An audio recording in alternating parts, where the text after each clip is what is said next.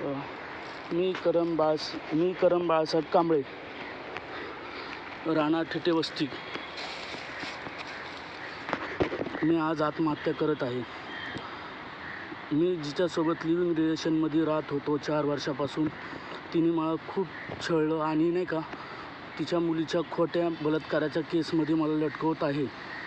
यामध्ये माझ्या मरण्याला जिम्मेदार प्रीती अनिकेत बोंदार्डे, तिचा बारका भाऊ ऋतिक सुधीर रणदिवे, तिची बारकी बहीण संस्कृती सुधीर रणदिवे, तिचा दुसरा